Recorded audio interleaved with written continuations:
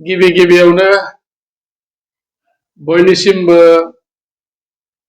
गाहाम बरफ दिन फोरबोनि मुङै आङो गाहाम हामलायथिखौ जासिनायजों लोगोसे बयनिसिमबो खुलुमहरबाय।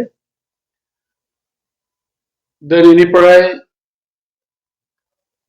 बर'दिन फोरबो बे जागायजेनबाय, जिसु ख्रिस्टनि जोनोम सान, आरो बेखौ लानानै सारा बिश्वआव दिनै बयबो रंजादों आरो रंजानायजों लोगोसेयै मोनसे गोजोननाय थासारि बे फोरबोनि गेजेरजों जाहाथे फैयो बेखौ बयबो इसोरनिसिम प्रार्थना खालायदों, आरज गाबदों।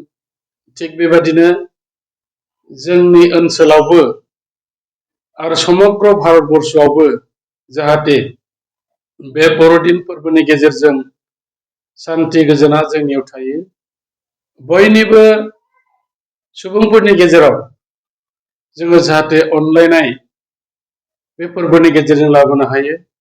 जोंनि गाज्रि साननायफोरखौ गोजानाव दोननानै जोङो जाहाथे बयनिबो गाहाम हास्थायनानै बे फोरबोनि गेजेरजों जाहाथे लाबोनो हायो, बेखौ आङो मिजिंथिदों आरो मिजिंथिदों जोंनि साफ्रोमबो बिदा फंबायनि गेजेराव गाहाम मोनसे सानथौ आरो सानस्रिनि गेजेरजों जोङो आवगायलांनो हाथों, आरो लोगोसेयैनो बिटिआर ओनसोलाव जाहाथे गोजोन थासारिया फैयो आरो बे गोजोन थासारिया अरायसम जोंनि गेजेराव थायो, आं बेखौ कामना खालामदों। आरो साफ्रोमबो जाय बिथांमोनहा बर'दिनखौ जाय फालिदों बिथांमोना गाहामैनो बेखौ फालिनो हाथों। लोगोसेयै जाय बिथांमोनहा बर'दिन फोरबोखौ दिनै फालियाब्लाबो नाथाय जोंखौ सापर्ट खालायदों, जोंखौ फालिनो थाखाय सुजुग सुबिदा होदों, आरो गुबुन गुबुन धोरोमारिफोरखौबो आङो खावलायदों, फै जोङो खौसेयैनो बे बर'दिन फोरबोआव